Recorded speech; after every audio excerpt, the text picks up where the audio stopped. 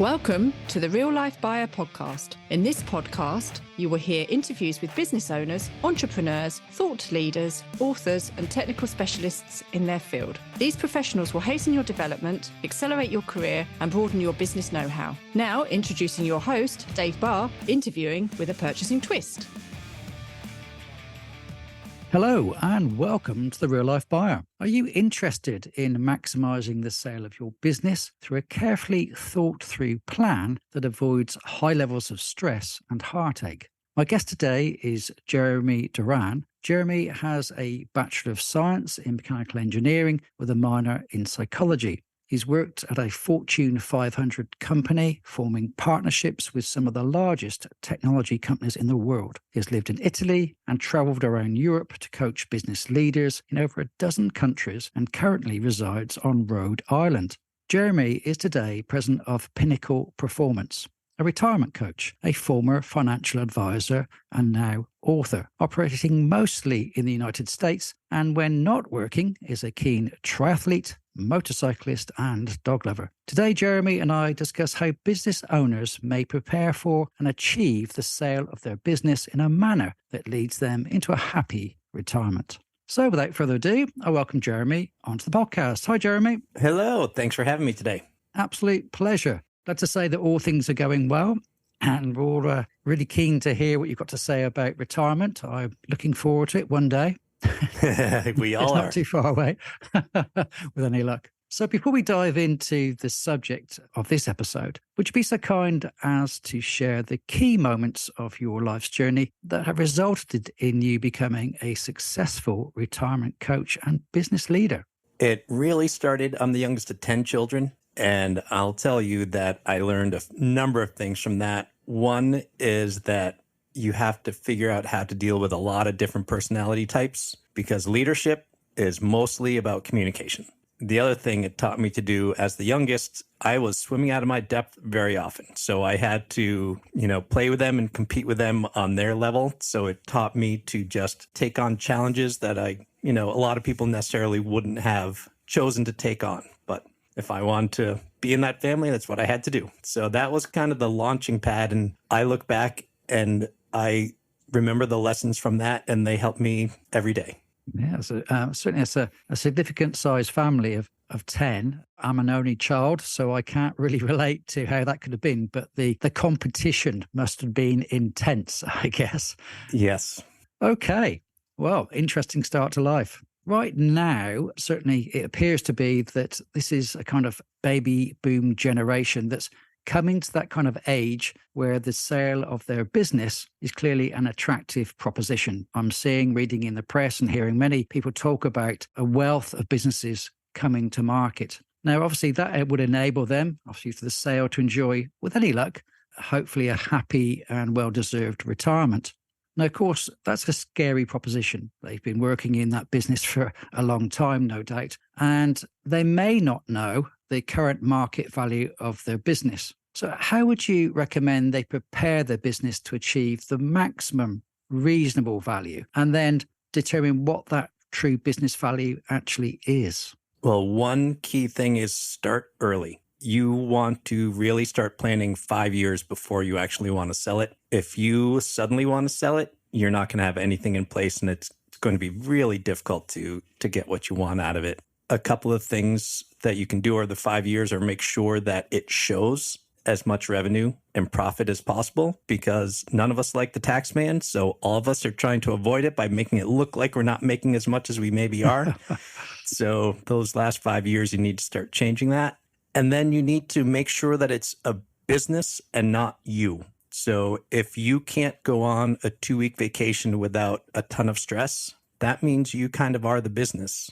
Once you can get everything up and running so that you can walk away for short stints, then you have a really viable business that you can sell. Yeah, so it's a good point about obviously taking that time to plan and prepare. And no doubt it means, as you're rightly saying, if you are the kind of business and you've been controlling things, perhaps even micromanaging things for many, many years, you need to get, I guess, other people in your team to start taking over the reins in some respect, getting that experience, getting the learning principles obviously embedded in themselves, because the business, I guess, becomes more attractive at that point. Obviously, you hear some business owners actually has come part of the package where they sell the business, but they stay on for a year or 2 years, obviously supporting the new owners and handing things over. What I'm quite interested to know is particularly the valuation. And there seems to be a number of calculations about what is the value of the business. And you mentioned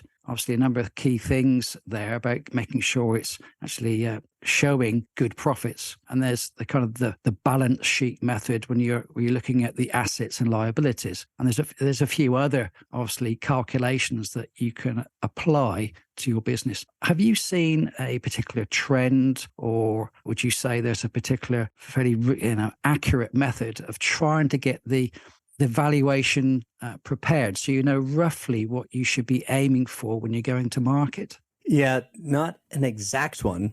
A good rule of thumb that I often use is 2.5 times profit as a ballpark. But a lot of it depends on, the industry that you're in, the way the market is at that particular time, and then again, how attractive you've made it. If you are able to just hand over a turnkey thing that a person can own and run rather than having to basically buy themselves a job, then that increases the value. And, one interesting thing going back, what I found is that when people do prepare their business so that it can be run easily, and which makes it much more saleable, sometimes they decide that actually they really like their business now, that they don't have to be involved in all the day-to-day stuff, and they decide to keep it. And then, they may make a little bit less annual profit because they need to hire people to do some other things. But all of a sudden, it's gotten to a point where either they can sell for a profit or can stay and be happy there. Yeah. Now, one of the things you're obviously talking about is to maximize that profitability. Now, some people could say that could be at the expense of investing in the business itself. So if I'm thinking now, perhaps you go in and look at the physical state of the business. If we go and prepare our house for sale, for example, you want to make sure it's looking its best. And that could be the fabric of the business. It could be the equipment you've got in the business, the technology that's been employed in the business, the procedures, processes, and so on and so forth. If you're investing, as you say, or not investing, should we say, for 5 years in the business and just trying to make those numbers look good, would you say there's a high risk that actually when somebody comes to view, so to speak, they think, okay, I can see why it's making great profit because it's actually being run down? Right. So yeah, it should be that it makes the profit and you're investing in it the way it needs to be invested in, because that curb appeal that you talked about, even if you can have great numbers to show, if someone walks in and it just doesn't look and feel good right off the bat, they're just going to walk away. Yeah. Have you seen any particular strategies that people have employed to try and get that balance between investment and profit? Is there any thoughts or experiences that you can share in this area? That's a good one. I don't have any particular strategies, but, I would think about what if you were going to keep it. So that's what you look at. Assume that 5 years from now, you're going to keep it. And then what are you going to need to have really solidly in place? But you also need to not be extravagant. So it's doing the things you need to do, but not doing some of the extra things that you might want to do. So there's no formula, but it's a balance. Yeah. I guess a key question must be to the person selling the business is, who is their target market? Where are the buyers for the business? Now, some people may consider it as or potentially could be a competitor who wants to absorb the business into their, by the books, so to speak, by the customer base. What do you suggest are the right type of places and the kind of methods you'd employ to determine where the optimum buyers actually are? Again, a good reason to start early. Sometimes a excellent buyer would be someone within the company itself so that they can continue it on. But that takes planning because very often those people don't have the money up front. So you need to structure something in place. And another thing to think about is instead of a competitor, think of someone that's compatible. So someone may be selling whatever it is, computers, and you're a printer company. Maybe the computer company wants to buy the printer company so that they can expand what they're doing with things that work well together. That's an interesting thought, something I hadn't considered. So thanks for sharing that. Because I would naturally obviously think, well, who are the biggest competitors to me? Would my portfolio actually complement theirs? Because you might be selling these similar things, but actually into different markets. There might be a technology you're employing in your products that actually isn't actively used in others. So when you marry the two together, it's a natural extension, shall we say, of the competitor's market. Yeah. So there's a lot of ways to form synergy. Yeah, there's certainly in the UK, people obviously look on the internet. There are different places where you can see which businesses are for sale. It's not quite the same as a real estate, shall we say, but it almost feels like it in some respects. Are there any particular guidelines that you've got or some suggestions on what are good ways of marketing a business? Depends on how you want to go about it. There are obviously business brokers, and you can reach out to them. And, I would recommend getting one that specializes in your type of business rather than someone who's just general. But again, look around to see who your competitors are, as you talked about, and who you do business with. So if there is a company that you partner with sometimes or that you do business with in different ways, it's worth reaching out to them and seeing what might work. Think about brokers. You mentioned that. Obviously, who you partner with in respect to a broker, as you say, is quite important, and they should understand your business. Sometimes it perhaps may be difficult to know if you have a selection, how to pick the one that is best for you. Do you say it's just down to relationships, or do you say there's other parameters that people should look for when trying to find the right broker for your own business and yourself? Yeah, I would look for experience in your particular industry. If they've only ever sold printing businesses and you do something totally different, that might not be a great fit. But you are going to spend a good amount of time with that person. So it's someone that you can relate to and that you want to spend time with, that is no small factor. So let's say you've got 2 or 3 buyers that are available. When you're going to sell real estate, there are a number of things that people will want to have a look of, kick the tires, so to speak. They want to check, obviously, things like the books. And there probably is, for the sale of a business, I haven't been involved in a sale per se, various activities that companies will do to try and to determine what the value of that business actually is, and then to go through a series of negotiations. And then obviously there'll be an offer and an acceptance. For example, if you're buying a manufacturing business, the site, for example, you may be very interested to know if there's been any particular waste streams that could provide, some hazardous concerns, some environmental risks. So I'm just trying to think of, can you talk through any of the potential activities that a potential buyer would perform on a business that are looking to purchase, so they can start to discuss and negotiate offers and hopefully finally the acceptance of those offers? Got it. Yeah, they want to spend some time in the business itself. So they're going to want to see how everything operates. A lot of times they're going to want to interview a number of the people within the company. The owner may be giving you one message. When you interview, someone who is in the business itself, you may see a very different message. So as many points of information as a buyer can get, they're going to be more happy with. Are there any experiences you've had that suggest there are certain activities or certain risks and liabilities they particularly look for? And how do they go about teasing those out? Is it purely through desktop activities, or do they spend lots of time almost like interviewing, shall we say, people in the business to try and tease out the kind of things that have perhaps occurred in the past, for example? Yeah, so a broker is going to know a lot of the questions and will feed those. In addition to talking to employees, they're probably going to want to talk to at least a handful of the larger clients. And the clients will be able to let them know if things are smooth running, how the interactions go, and if there's been any issues. Yeah. Good points.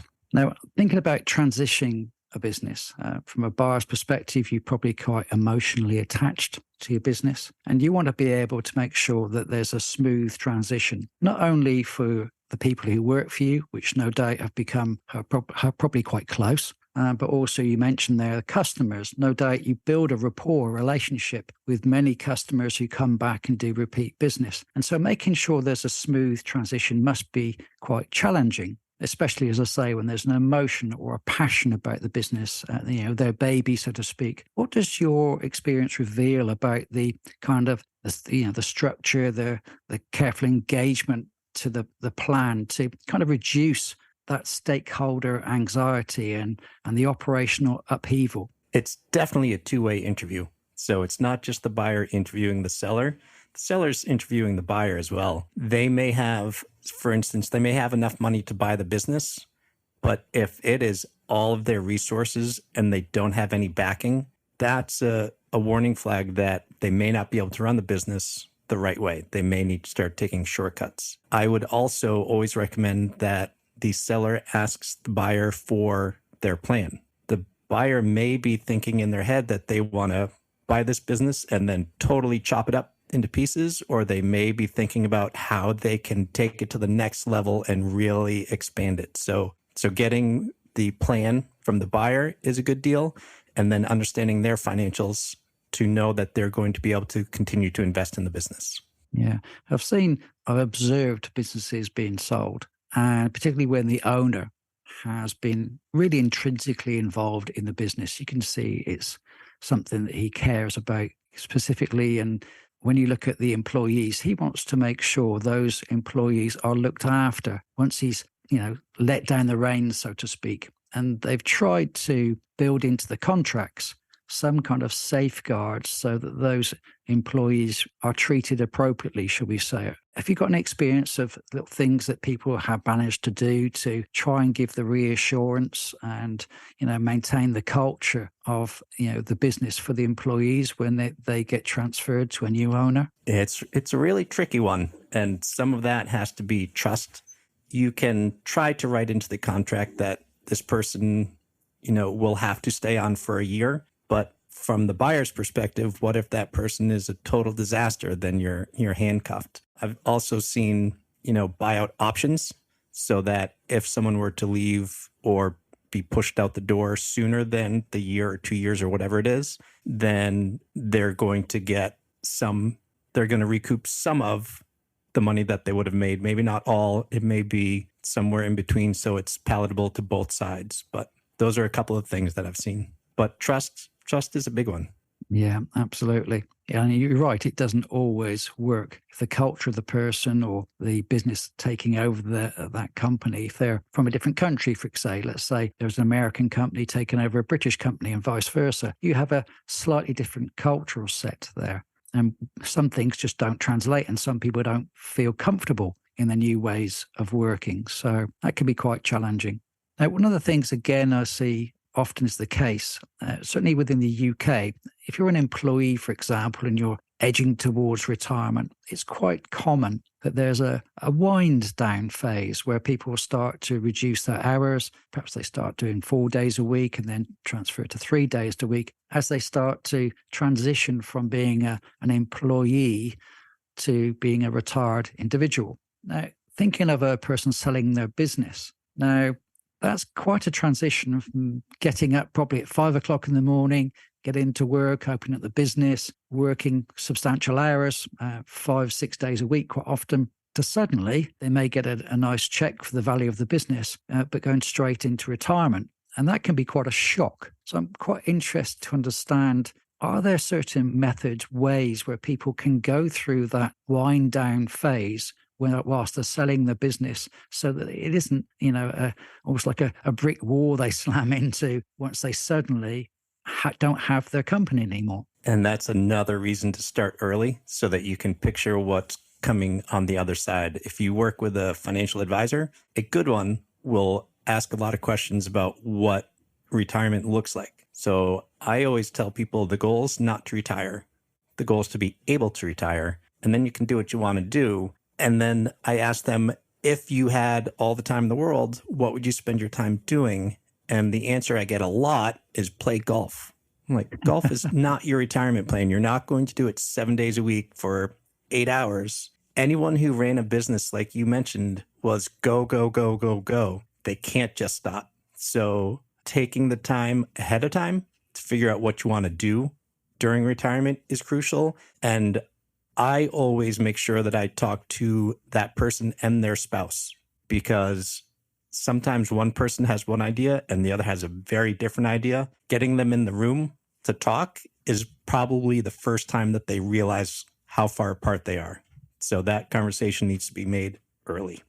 Okay. Yeah, I guess it can be quite challenging. It's a good point you've made about the spouse, because suddenly this person, it could be male or female, of course, is going to be in their area far more than they used to be. And we all know that, we all have our passions in life, but quite often being thrown into a situation where husband and wife are in the same house for 24 hours a day from having been perhaps a few hours in the evening can be quite a difficult transition. Certainly recognize that with my parents and my wife's parents. You see a huge change suddenly. This isn't what they have been doing for the last 40, 50 odd years. So it can be quite challenging there. So it's a good point, actually. I really like that idea, talking to your spouse and getting that vision. Is there certain things that you've seen out there, some examples where people have managed it in a very proactive and positive way that you could draw upon? Well, I'll start with the flip side is how many people do you know who retired or sold their business and within a year they get another job and they go back to work? Sometimes it's because they cannot figure out what to do with themselves. Sometimes it's because the spouse can't really stand to have them in the house all day long. I've seen that plenty of times. But if you imagine that you won the lottery and you could do anything in the world you wanted to do, that's a good proxy for what retirement might be, because it takes the bumpers off and it allows you to really, really think. So I always ask people to make themselves a bucket list of what they want to get accomplished before they retire, whether that's a trip to Australia or whether it's writing a book or whatever it is. It'll help you start thinking about what you're passionate about, and you can start using your free time to accomplish those things. But if you haven't thought about it and you just all of a sudden have a lot of free time, it's a rough transition. Yeah, I noticed that quite a few people that I've known have retired suddenly take up new interests.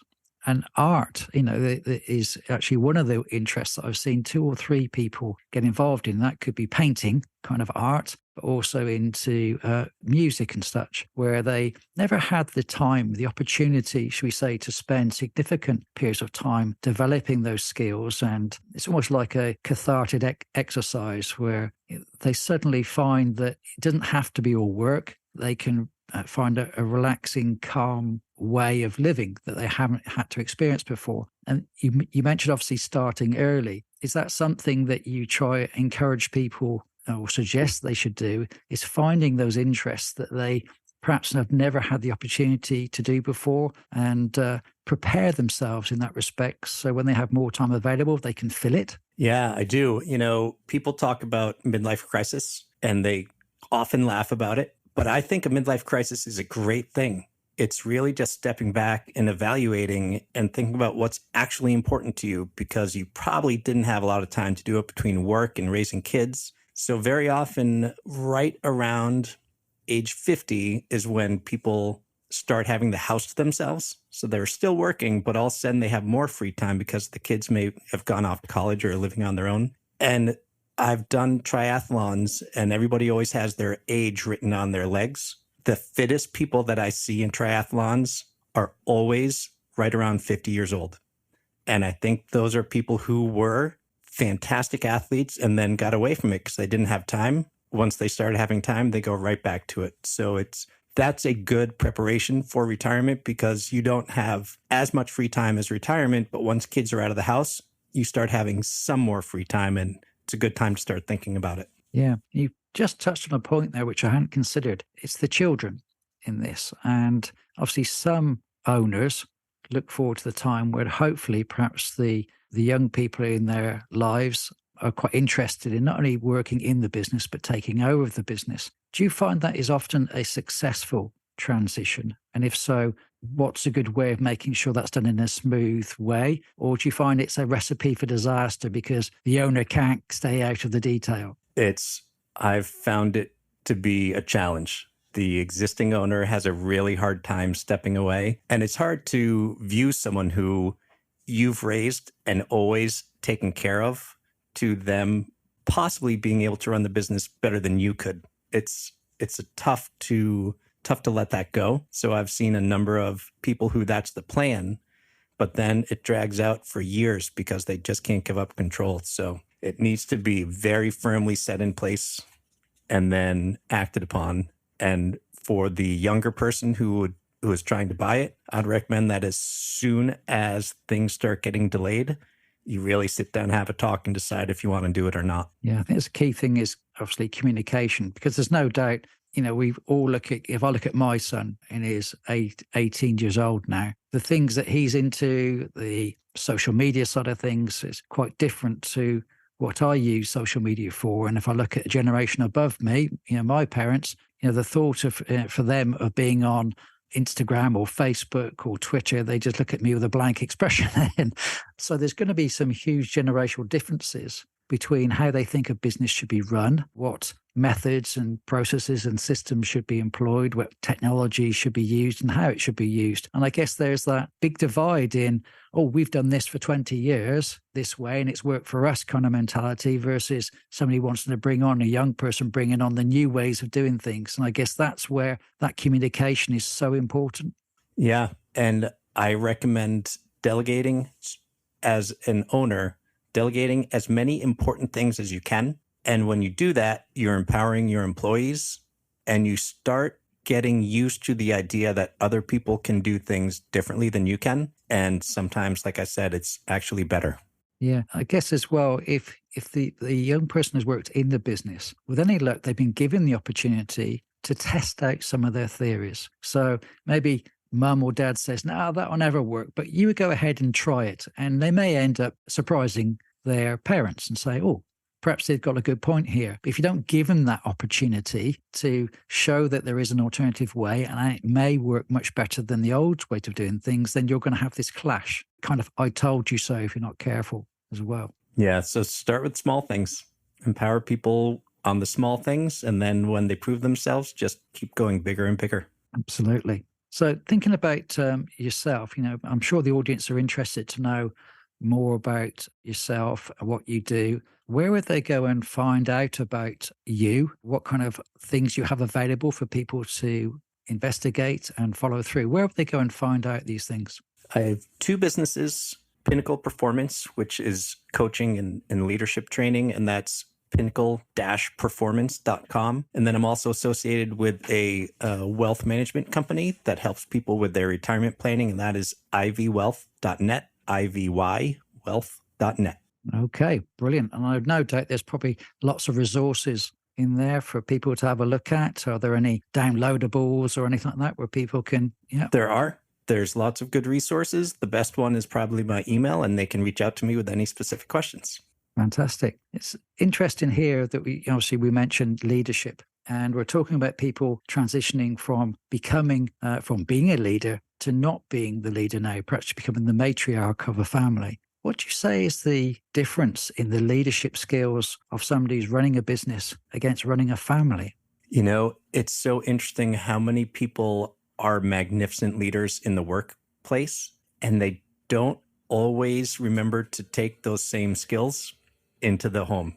Retirement is a good opportunity for them to take all the skills that they've learned and apply it to, maybe they have a nonprofit that they're passionate about and they can use their leadership for that. Maybe it's just mentoring other people. So they've learned so much and it would be a shame to just let it go and not use it anymore.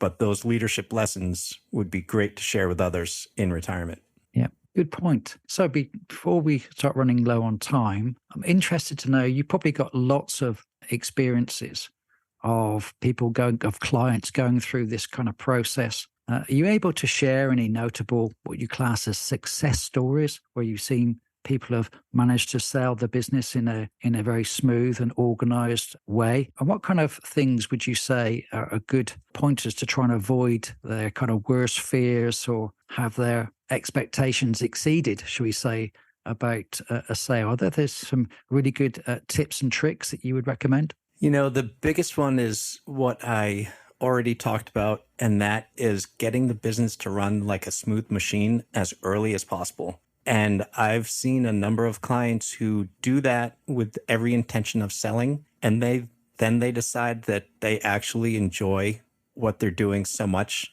that they're going to stay on, and they're going to spend less time actually doing the things and more time empowering so that they get to be more of the leader that they want to be, and they still are enjoying their job more.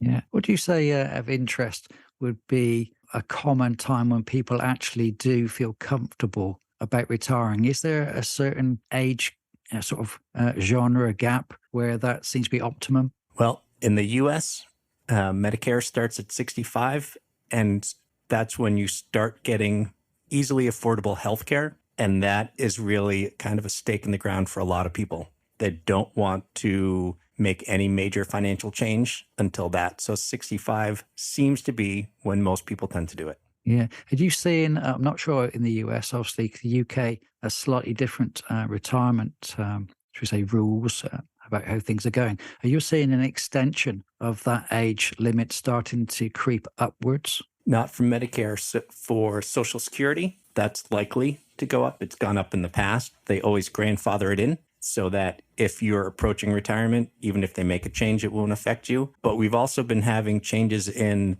the age when you need to start taking money out of your IRAs and 401ks. That keeps bumping up so that people aren't required to take it as early as they used to be. Yeah, I can see that happening in many places. And I'm not sure if you picked this up on the news in the US, but certainly there's a huge discussion, shall we say, happening in France at the moment. I think it's like 64. They're trying to push it towards 64 for people to be talking about retirement. Since I've been in the working world, it's gone crept from 65 to 67, for example. So it seems to be happening all around the world. People are looking or being encouraged to retire later and later and later. Well, we're living so much longer. Yeah, we're living longer and we can't afford to pay people for such a long period of time. But that's for another day, perhaps. You know, the other thing on that same topic is, people always say the 50's the new 40 or the 40's the new 30. I see a lot of people now in their early 70s, and they are as energetic, as spry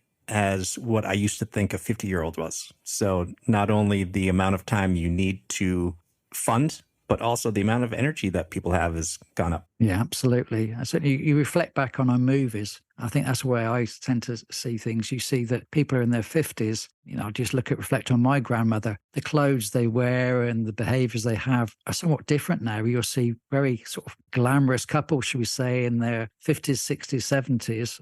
And, I certainly reflect on my grandmother. She's did a lot of knitting and so on and so forth. And it's just a very different lifestyle, certainly from when it was then.